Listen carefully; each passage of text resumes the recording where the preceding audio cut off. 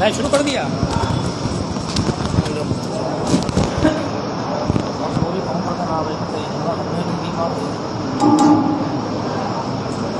شکریہ، جزاک اللہ.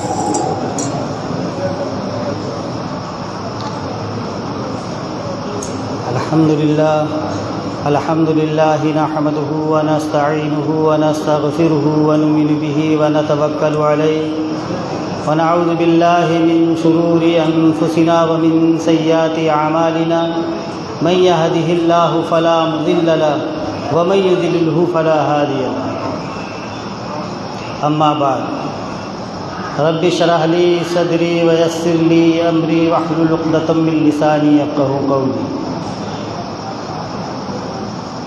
لکم فی رسول اللہ اسوۃ حسنہ وقال علیہ الصلاۃ والسلام اصحابی کالنجوم فبأیہم اقتدیتم اہتدیتم. معزز سامعین کرام،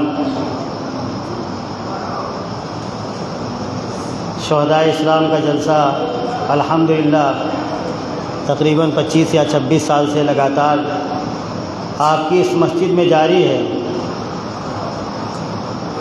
اور بڑے بڑے علماء کرام اور مفکر اسلام آپ کی سرزمین پر اس جلسے کی برکت کی وجہ سے تشریف لا چکے ہیں. اللہ تبارک تعالیٰ نے اس جلسے کی برکت سے ایسے ایسے اکابرین کو یہاں بھیجا ہے جن کے جہاں پر قدم پڑتے ہیں اللہ تبارک تعالیٰ وہاں پر رحمتوں کی بارش کرتا ہے. وہاں کے قبرستان کے اندر لیٹے ہوئے مردوں کی مغفرت کرتا ہے. ان کے صدقے طفیل میں اللہ تبارک تعالیٰ کا خاص انعام نازل ہوتا ہے. ان کی وجہ سے اللہ تبارک تعالیٰ نہ جانے کتنی بلاؤں کو دور کر دیتا ہے. ایسی مقدس ہستیاں اس سرزمین پر اس جلسے کی بدولت آئی ہیں. شہداء اسلام کا جلسہ، اس کا قیام اور اس کا مقصد صرف یہ ہے کہ ہمارے عقائد اور اعمال دونوں درست ہوں. عقائد کے ساتھ ساتھ اعمال کا درست ہونا یہ ضروری ہے.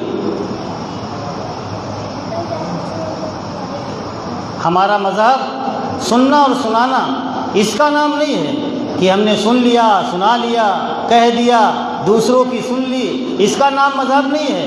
مذہب نام یہ ہے کہ پہلے علم حاصل کرنا اور اس کے بعد اس علم کے مطابق زندگی گزارنا.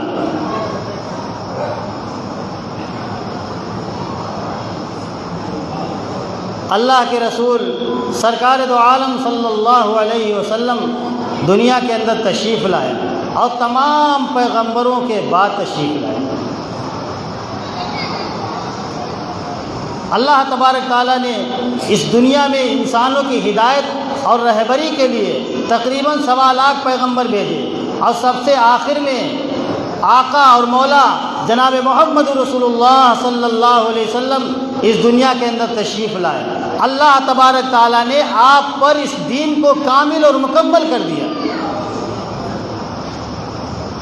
اور یہ اعلان کر دیا الیوم اکملت لکم دینکم، آج میں نے تمہارے لیے تمہارے دین کو کامل اور مکمل کر دیا ہے. یہ قیامت تک دین چلے گا، اس کے اندر کوئی بدلاؤ نہیں ہو سکتا ہے، اس کے اندر کوئی کمی زیادتی نہیں ہو سکتی ہے، کمی زیادتی کی گنجائش ہی نہیں. یہ بات میں اس لیے عرض کر رہا ہوں کہ آج کے دور کے اندر زیادہ تر لوگ یہ کہتے ہیں کہ زمانہ بدل رہا ہے، لوگ بدل رہے ہیں. زمانہ بدل رہا ہے، زمانے کے اعتبار سے چلنا چاہیے. آج زمانہ کہاں سے کہاں پہنچ گیا، ایسی باتیں ہم لوگ کرتے ہیں. وہ ہم بتائیں گے یہ کمیاں کہاں سے آئی ہیں. ہم یہ باتیں کرتے ہیں کہ زمانہ بدل گیا ہے.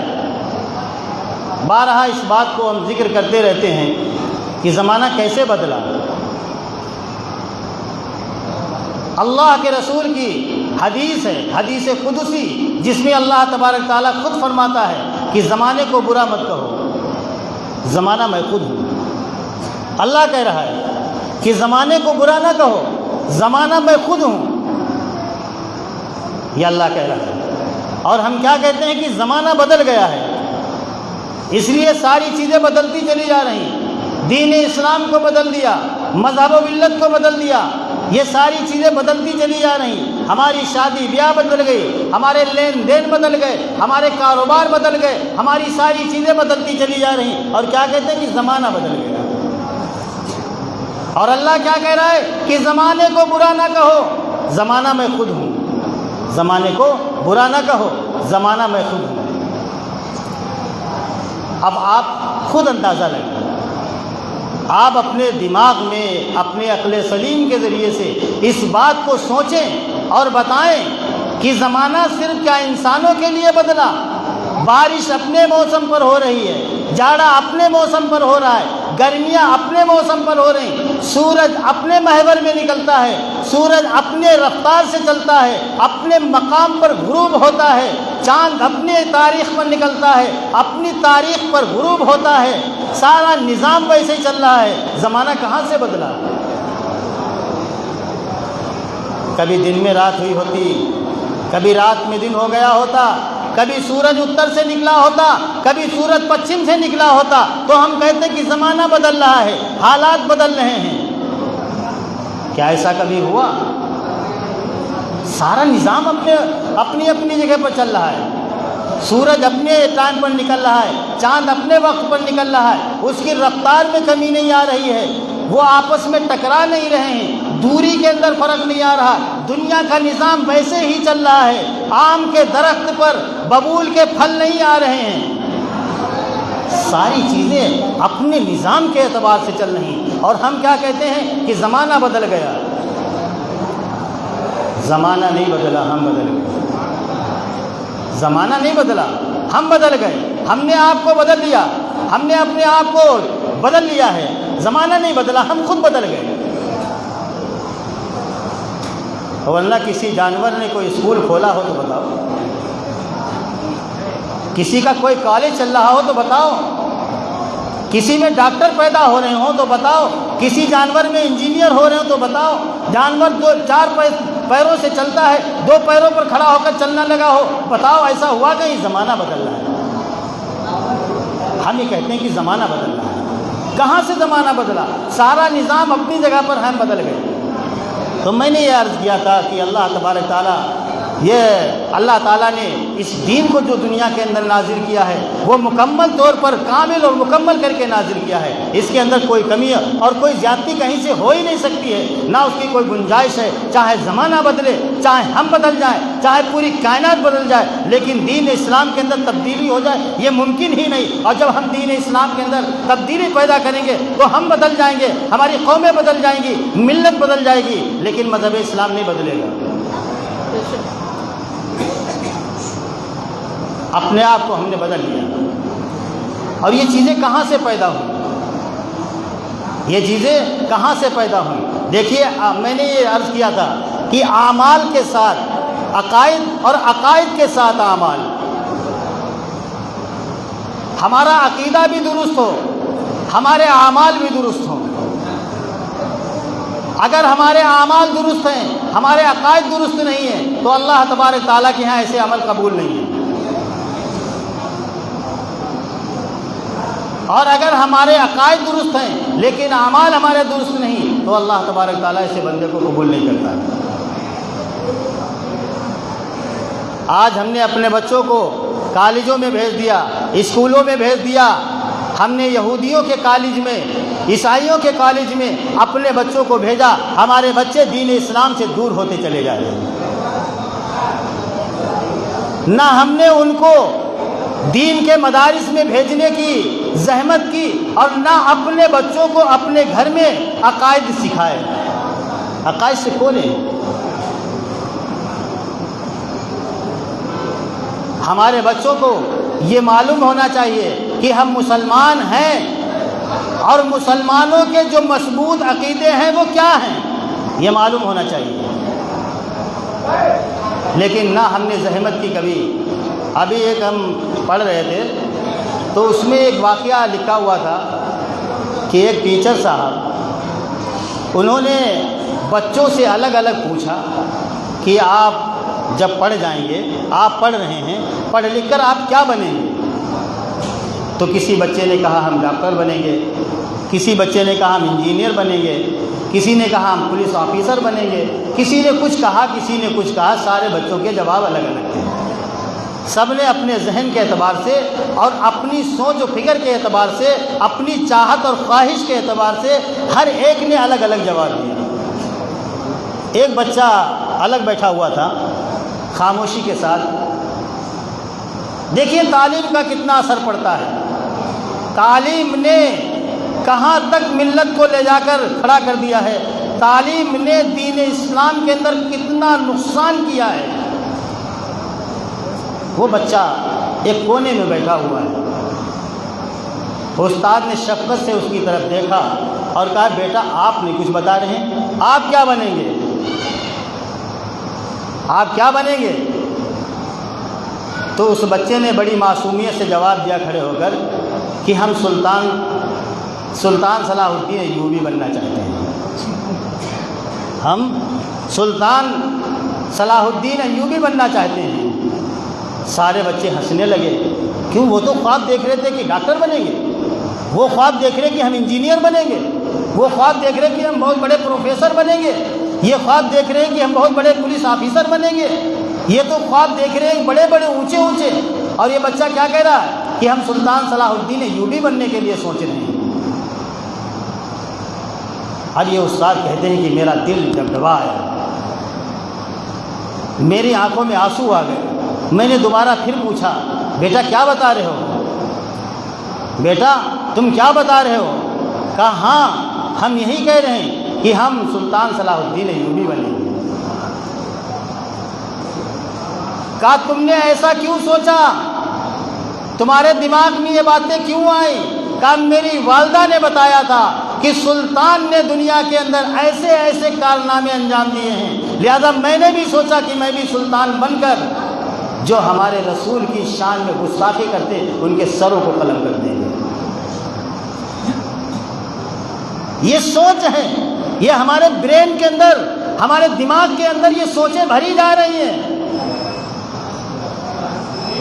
ہمارے بچوں کے عقائد کو خراب کیا جا رہا ہے، ہمارے عقائد کو بگاڑا جا رہا ہے، ہمیں مذہب سے دور کیا جا رہا ہے ان کالجوں کے ذریعے سے، ان کالجوں کے ذریعے سے۔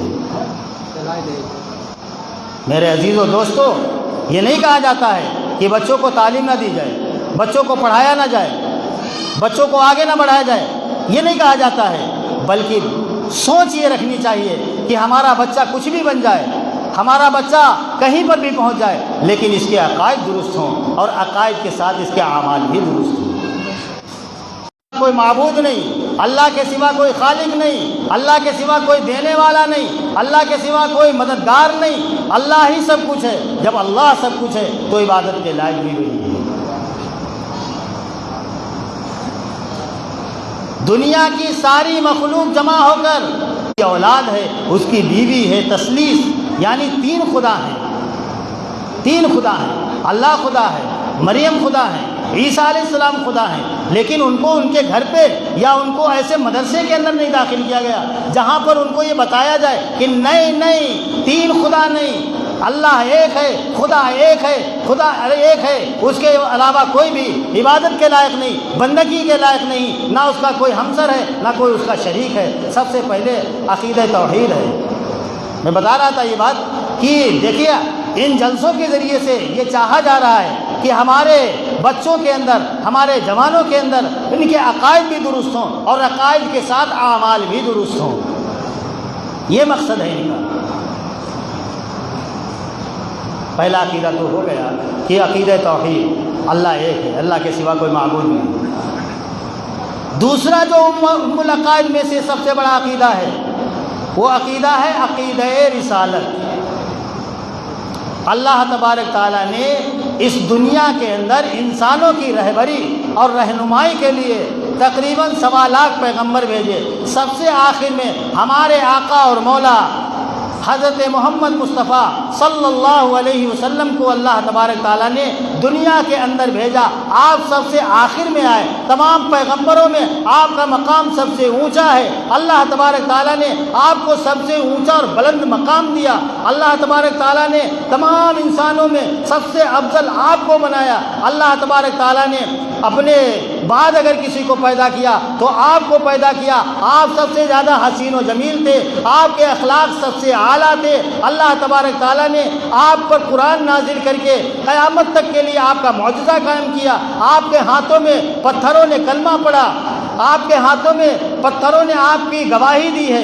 اللہ تبارک تعالیٰ نے ان پیغمبروں کو جو بھیجا دنیا کے اندر، سارے پیغمبروں کو برحق ماننا، سارے پیغمبروں کو سچا ماننا، اپنے نبی صلی اللہ علیہ وسلم جو آخر میں آئے ہیں ان کو برحق اور سچا نبی ماننا، ان کا جو مقام ہے اس مقام پر اس کو رکھنا.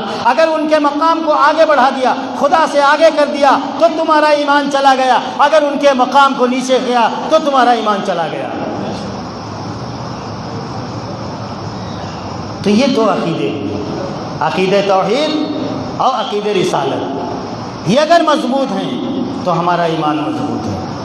اور آخر میں جو عقیدہ ہے وہ عقیدہ قیامت ہے کہ اللہ تبارک تعالیٰ ایک دن اس نظام عالم کو درہم برہم کر دیں گے. جو دکھائی دے رہا ہمیں سارا کا سارا ختم ہو جائے گا. اللہ تبارک تعالیٰ نظام عالم کو بالکل نیست و نابود کر دیں گے، ختم کر دیں گے، فنا کر دیں گے. اس پر بھی یقین ہونا چاہیے. یہ بھی عقیدہ. تو یہ تین عقیدے ہیں جن کو ام العقائد کہا جاتا ہے. اس کے بغیر اللہ تبارک تعالیٰ کوئی بھی عبادت قبول نہیں کر سکتا ہے. اگر ان عقیدوں کے اندر اگر ہمارا یہ عقیدہ متزلزل ہے تو سمجھ لو ہمارے ایمان کا جنازہ نکل گیا. ہمارے ایمان کا جنازہ نکل گیا. اب یہ عقائد چاہے ذہنی طور پر یا ہمارے عملی طور پر اگر اس کے اندر کمی ہے تو ایمان نہیں ہے. اور جب ایمان نہیں رہا تو ہماری عبادتیں کیسے قبول ہوں؟ ہمارے اندر اگر ایمان نہیں رہا، دیکھیے حضرات صحابہ کرام سے بڑھ کر کسی کا ایمان نہیں ہو سکتا ہے. یہ ہمارا ایمان ہے. سب سے مضبوط ایمان، سب سے کامل ایمان حضرات صحابہ کرام کا ایمان ہے. اور حضرات صحابہ کرام سے اللہ کے رسول ایمان کو بڑھانے کے لیے کہہ رہے ہیں جددوا ایمانکم. اپنے ایمان کو تازہ کرتے رہا کرو، اپنے ایمان کو بڑھاتے رہو، تازہ کرتے رہو. ہمیں فکر ہے کیا ایمان بڑھانے کی؟ ہم نے کبھی اپنے ایمان کو ناپا تولا؟ کبھی ہم نے اپنے ایمان کے اوپر غور کیا کہ ہمارا ایمان کتنا زیادہ ہے کتنا کم ہے؟ ہمارا ایمان بڑھتا ہے یا گھٹتا ہے؟ یاد رکھنا ایمان گھٹتا بھی ہے اور بڑھتا بھی ہے. ایمان گھٹتا بھی ہے اور بڑھتا بھی ہے. کبھی بڑھ جاتا ہے کبھی گھٹ جاتا ہے. اور اس کا اندازہ تو آپ لگاتے ہوں گے کہ رمضان کا مہینہ آتا ہے، دیکھو کیسا ایمان بڑھ گیا ہے. ایمان بڑھتا نہیں بڑھتا رمضان کے مہینے میں؟ جو گھر پہ وہ اتنی بڑی LCD لگی ہوئی ہے اس کے اوپر پردہ پڑ گیا، فوراً اس کے اوپر پردہ پڑ گیا. موبائلوں پہ جو اسکرینیں لگی ہیں فوراً وہ بدل گئی. جو میسیج آ رہے تھے وہ بھی چینج ہو گئے. سارے لوگ مسلمان ہو گئے، سب لوگ ایمان والے ہو گئے. موبائل میں بھی ایمان جھلک رہا ہے، ہمارے گھر کے اندر ایمان جھلک رہا ہے، گلیوں میں ایمان جھلک رہا ہے. مساجد بھر رہی ہیں، مسجدوں کے اندر جگہ نہیں ہے. پرانے نمازی پیچھے کھڑے ہوئے، نئے نمازی آگے آرام کر رہے ہیں. ایمان بڑھ گیا. ایک ماحول پیدا ہوا، ایمان بڑھا. رمضان کے مہینہ چلا گیا، ایمان چلا گیا. پھر وہ ایمان جو ہے ہفتے میں ایک دن آتا ہے. جمعے کا دن آیا وہ ایمان آ گیا. جمعہ پڑھ لیا ایمان چلا گیا. پھر ایک ہفتے کے بعد جمعہ آیا، جمعے میں پھر ایمان آ گیا. تو ایمان تو گھٹ رہا ہے بڑھ رہا ہے. کسی اللہ والے کی صحبت میں بیٹھے ہوئے ہیں، ایمان تازہ ہوا. وہاں صحبت سے نکل کے باہر پہنچے، ایمان پھر ویسے ہی ہو گیا. تو ایمان گھٹتا اور بڑھتا ہے، کبھی بڑھ جاتا ہے کبھی گھٹ جاتا ہے. اس لیے اللہ کے رسول سرکار دو عالم صلی اللہ علیہ وسلم نے فرمایا کہ اپنے ایمان کو تازہ کرتے رہا کرو. اب حضرات صحابہ کرام فکر مند ہو گئے، سوچنے لگے کہ ایمان کیسے ہم اپنا تازہ کریں. کوئی ایسی چیز تو ہے نہیں کہ جس کو ہم سینک ساک کے تازہ کر لیں۔ اب انہیں فکر ہوئی کہ ایمان تو گھٹتا ہے بڑھتا ہے، حقیقت بات یہی ہے، لیکن اپنے ایمان کو ہم تازہ کیسے کریں؟ اب آپ صلی اللہ علیہ وسلم سے حضرات صحابہ کرام نے دریافت کیا کیف نجدد ایمان، کہ اللہ کے رسول ہم اپنے ایمان کو نیا اور تازہ کیسے کریں؟ ہمارا ایمان گھٹتا ہے اور بڑھتا ہے، جب گھٹ جائے گا تو ہم اس کو تازہ کریں گے، کیسے تازہ کریں؟ اللہ کے رسول نے فرمایا کثرت سے لا الہ الا اللہ کہتے رہا کرو۔ کیا فرمایا؟ کثرت سے لا الہ الا اللہ کہتے رہا کرو۔ کتنے مسلمان ایسے ہیں جن کو لا الہ نہیں آتے؟ کتنے مسلمان ایسے ہیں جن کو کلمہ طیبہ یاد نہیں ہے؟ کیا فکر کریں گے ہم؟ کیا ہم اپنی فکر کریں گے؟ کیا اپنے بچوں کی فکر کریں گے؟ عقائد اور اعمال، یہ دو باتیں چل رہی تھیں، عقائد اور اعمال۔ ہمارا عقیدہ درست نہیں تو ہم کامیاب نہیں، ہمارے اعمال درست نہیں تو ہم کامیاب نہیں۔ آج دھیرے دھیرے آہستہ آہستہ ہمارے ایمان کو ہمارے اندر سے چھینا جا رہا، ہم کو احساس بھی نہیں ہے، ہم کو احساس بھی نہیں ہے۔ ہم نے کبھی نہیں سوچا، ہم نے اعتماد کر لیا اپنے بچوں پر، ہم نے اعتبار کر لیا اپنے بچیوں پر، ہم نے ان کے اوپر بھروسہ کر لیا، مکمل طور پر بھروسہ کیا۔ ہمیشہ ہم نے اپنے پڑوسی کی لڑکیوں پر نظر کی ہے کہ یہ غلط ہو رہی ہے، یہ غلط راستے پر چل رہی، لیکن اپنی لڑکی پر ہم نے کبھی نظر نہیں ڈالی کہ ہماری لڑکی بھی کسی غلط راستے پر چل پڑی ہے۔ اتنا بھروسہ کر لیا کہ ہم نے اپنی لڑکیوں کے ہاتھوں میں موبائل دے دیا۔ اب ہم نے کبھی فکر نہیں کی، کبھی مڑ کر نہیں دیکھا کہ یہ اس موبائل کے ذریعے سے کیا کر رہی ہے، کیا تماشے ہو رہے ہیں، اور اس کے بعد کیا کہتے ہیں کہ فلاں کی لڑکی غیر مسلم کے ساتھ چلی گئی، فلاں کی لڑکی اس نے ایمان اور اسلام کو چھوڑ دیا، جو اللہ تبارک تعالیٰ نے سب سے بڑی نعمت تمہیں دنیا کے اندر دی تھی، اس سے بڑی کوئی نعمت ہو ہی نہیں سکتی کہ اللہ تبارک تعالیٰ نے تمہیں ایمان دیا ہے، ورنہ کیا ہوتا؟ در در بھٹکتے کوئی در نہیں ملتا۔ ایک صاحب کہنے لگے، ایسے ہی عام آدمی تھے، کوئی بہت پڑھے لکھے قابل آدمی نہیں تھے، عام آدمی تھے، نہ زیادہ روزے کے پابند نہ زیادہ نماز کے پابند، ویسے ہی عام آدمی۔ وہ ہم سے کہنے لگے، تھوڑا پریشان چل رہے تھے اس وقت، اور حالات ان کے اوپر ذرا ویسے پڑ گئے تھے، تو پریشانی کے عالم میں ہم سے ملاقات کی، اور اس کے بعد ہم نے ان کو تھوڑا سا سمجھایا، تو انہوں نے ایک بات کہی جو چبھنے والا اور سمجھنے والا جملہ ہے۔ انہوں نے معلوم کیا کہا کہ مفتی صاحب اگر اللہ بھی نہ ہوتا تو ہم کہاں جاتے؟ اگر اللہ نہ ہوتا تو ہم کہاں جاتے ہیں؟ اللہ جو تمام مصیبتوں میں، تمام پریشانیوں میں ہمیں اللہ کے دربار میں جا کر سکون ملتا ہے، اللہ کے دربار میں جا کر تمام پریشانیوں میں، مصیبتوں میں سکون ملتا ہے۔ اگر اللہ بھی نہ ہوتا تو ہم کہاں جاتے ہیں؟ اب وہ اللہ جو ہماری کفالت کرتا ہے، وہ اللہ جو ہماری حفاظت کرتا ہے، وہ اللہ جس نے ہم پر کروڑوں احسانات کیے، وہ اللہ جو ہمیں روزی دیتا ہے، وہ اللہ جو ہمیں جلاتا ہے، وہ اللہ جو ہمیں کھلاتا ہے، وہ اللہ جو ہمیں پلاتا ہے، اتنے احسانات اس نے کیے ہیں، اور ذرا سی اس میں ہماری بچیاں کیا کہتی ہیں؟ ہمیں اسلام مذہب قبول نہیں ہے، ہم تو ان کے ساتھ جائیں گے۔ کیوں ایسا ہوا؟ اس لیے کہ ہم نے اپنے بچیوں کو وہ چیزیں سکھائی نہیں ہیں جو ان کے اندر ایمان کو مضبوط کرتی۔ ہم نے اپنی بچیوں کو تو شروع سے ہی ان کے حوالے کر دیا ہے جو ہمارے عقیدے کو بگاڑ رہے ہیں، جو ہمارے عقیدے کی دھجیاں اڑا رہے ہیں، جو ہمارے ایمان کے جنازے نکال رہے ہیں، ایسی جگہ پر ہم نے ان کو بھیج دیا ہے۔ اب ان کے اندر یہ چیزیں پیدا ہو گئی، ایمان تو ان کا پہلے سے چلا گیا ہے، اب خالی زبان سے کہنا باقی رہ گیا ہے۔ یاد رکھنا، اللہ جب کسی بندے سے ناراض ہوتا ہے، اللہ جب کسی بندے سے ناراض ہوتا ہے تو اس سے روزی نہیں چھینتا ہے، اس سے روزی نہیں چھینتا ہے۔ اللہ ناراض ہوتا ہے جب بندے سے تو روزی نہیں چھینتا ہے۔ یہ نہیں کہ اس کا کھانا بند کر دیا گیا، آپ اپنے بچے سے ناراض، مدرسے والے اپنے طلبہ سے ناراض، کھانا بند کر دیا، ایک دن کھانا نہیں، 2 دن کھانا نہیں ملے گا، کھانا بند کر دیا، اب ان کو کھانا نہیں دیا جا رہا۔ اللہ جب بندے سے ناراض ہوتا ہے تو کھانا نہیں بند کرتا ہے، کاروبار نہیں چھینتا ہے، اولادیں نہیں مرتی ہیں، نقصانات نہیں ہوتے ہیں، اللہ یہ سب نہیں کرتا ہے۔ جب اللہ کسی بندے سے ناراض ہوتا ہے تو اس سے سجدوں کی توفیق چھین لیتا ہے۔ نہ جانے کتنوں کو مرتے ہوئے دیکھا کہ آخر کے جب مرنے کے قریب ہو گئے، بڑھا گئے، مسجد میں آنا چاہ رہے لیکن مسجد میں نہیں آ سکتے ہیں، سجدہ کرنا چاہ رہے ہیں لیکن اب سجدہ نہیں کر سکتے ہیں۔ اللہ جب کسی بندے سے ناراض ہوتا ہے تو اسے سجدوں کی توفیق چھین لیتا ہے۔ اب جو مسجد کے اندر نماز پڑھنے کے لیے نہیں آتا ہے، جو مسجد کے اندر سجدہ کرنے کے لیے نہیں آتا، اس کو یہ سوچنا چاہیے کہ میرا پروردگار مجھ سے کتنا ناراض ہے کہ اس نے ہمیں مسجد میں آنے کی توفیق نہیں دی، ہم سے سجدوں کی توفیق چھین لی۔ میرے عزیزوں، میرے دوستوں، کہیں ایسا نہ ہو کہ اللہ ہم سے ناراض ہو جائے، پھر ہم مسجد کے اندر آنا چاہیں اور اللہ ہمیں مسجد میں آنے نہ دے۔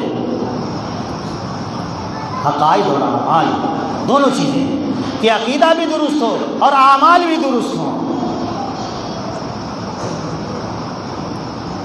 اللہ کے نبی جناب محمد رسول اللہ صلی اللہ علیہ وسلم جو دین لے کر آئے ہیں وہ کامل ہے، جس کا میں نے شروع میں بتایا تھا کہ اللہ تبارک تعالیٰ نے اس دین کو کامل اور مکمل کر کے بھیجا ہے۔ اس کے اندر کوئی تبدیلی کی کوئی گنجائش نہیں۔ حالات کیسے ہی بدلتے رہیں، حالات کیسے ہی آتے رہیں، حالات سے ہمیں مقابلہ کرنا ہے، لیکن دین اسلام کے اندر کوئی سمجھوتا نہیں، یہ نہیں بدل سکتا ہے۔ اور جب اس کو بدلنے کی کوشش کریں گے تو اللہ ہمیں بدل دے گا، اللہ ہمیں بدل دے گا۔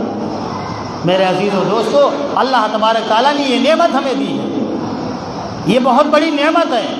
اللہ تعالیٰ نے یہ ہمیں بہت بڑی نعمت سے نوازا ہے کہ ہمیں اس نے مسلمان بنایا، ایمان کی دولت دی۔ اگر ہم نے اس کی قدر نہ کی تو اتنی بڑی نعمت اللہ تعالیٰ ہم سے لے بھی سکتا ہے۔ آج جو حالات پیدا ہو رہے، جو حالات ہمارے سامنے آ رہے ہیں، یہ سب ہمارے اعمال بدعمالیوں کا نتیجہ ہے، یہ سب ہماری بدعمالیوں کا نتیجہ ہے کہ ہم نے مسجدوں کو ویران کیا، ہم نے نمازوں کو ترک کر دیا۔ کافر اور مسلمان کے درمیان میں نماز ہی ایک حد فاصل ہے۔ اعمال کی بات ہے، عقائد درست ہوں اور اعمال بھی درست ہوں۔ اعمال ہمیں کہاں سے کہاں لیے جا رہے ہیں، اعمال ہمارے کیسے ہو رہے ہیں، اعمال ہمارے کیسے ہو گئے۔ کچھ ایسی چیزیں ہیں جن کو ہم ایمان کے اندر اور اسلام کے اندر شمار ہی نہیں کرتے ہیں۔ جیسے مثال طور پر ہم کوئی کاروبار کرنے جا رہے ہیں تو ہم نے سوچا کاروبار، اس کا اسلام سے کیا تعلق ہے، یہ تو کاروبار ہے، اس کا اسلام سے کیا تعلق ہے۔ اسلام کا مطلب نماز پڑھنا، اسلام کا مطلب روزے رکھنا، اسلام کا مطلب نماز پڑھنا، اسلام کا مطلب قرآن کی تلاوت کرنا، یہ ساری چیزیں اسلام کے اندر ہے۔ یہ تجارت کرنا، دکانداری کرنا، کھیتی باڑی کرنا، باغات کو دیکھنا، باغات کو لینا اور باغات کی حفاظت کرنا، یہ ساری چیزیں، حکومت کرنا، سیاست کرنا، اس کا اسلام سے کیا تعلق ہے۔ یہ ہمارے ذہن کے اندر بات بھری ہے کہ ان چیزوں کا اسلام سے کوئی تعلق نہیں ہے، اعمال ہیں۔ اللہ تبارک تعالیٰ نے دنیا کے اندر ہمیں بھیجا ہے، عبادت بھی دی ہے اور عبادت کے ساتھ معاملات بھی دیے ہیں، اور کوئی بھی ایسی چیز نہیں ہے جس کو اللہ کے رسول نے بیان نہ کیا ہو، جس کو اللہ کے رسول نے واضح نہ کر دیا ہو۔ ہم کیا سوچ رہے ہیں کہ بھائی ہمیں اس سے کیا مطلب ہے، دکان سے کیا مطلب، دکان کا اور تجارت کا اسلام سے کیا لینا دینا۔ وقت زیادہ ہوتا چلا جا رہا ہے، انشاءاللہ ہم ابھی اپنی بات ختم کرنے جا رہے ہیں۔ یہ سمجھ لو کہ اسلام نے تجارت بھی سکھائی ہے، اسلام نے دکانداری بھی سکھائی ہے، اور اسلام نے سیاست بھی سکھائی ہے، اسلام نے سب کو سکھایا ہے۔ اب آپ کو اگر دکان کھولنا ہے تو آپ علماء کرام سے رجوع کریے اور پوچھئے کہ ہم یہ دکان کھولنے کے لیے جا رہے ہیں، اس میں کیسا کیا طرز اختیار کریں، ہم کیسے کریں دکانداری، کیسا کیا طریقہ ہونا چاہیے۔ ہم اگر کسی سیاست میں آ رہے ہیں تو ہم علماء کرام سے رابطہ کریں کہ ہم سیاست میں حصہ لینا چاہتے ہیں، اس کو ہم کیسے چلائیں، شریعت کا اس میں کیا حکم ہے؟ میرے دوستو، جو بھی عمل کرے دنیا کے اندر، چاہے دکانداری کا ہو، چاہے کھیتی باڑی کا ہو، چاہے نکاح کا ہو، چاہے معاملات کا ہو، ہر ایک معاملے میں علماء کرام سے رجوع کریں اور ان سے پوچھیں کہ ان معاملات میں شریعت کا حکم کیا ہے، اور شریعت کا حکم جاننے کے بعد شریعت کے اعتبار سے جب ہم کام کریں گے تو اللہ تبارک تعالیٰ خیر و برکت نازل کرے گا اور اس کو ثواب کا ذریعہ بنا دے گا۔ اللہ تبارک تعالیٰ ہم سب کو دین اسلام پر مضبوطی کے ساتھ چلنے کی توفیق عطا فرمائے۔ وآخر دعوانا الحمد للہ رب العالمین۔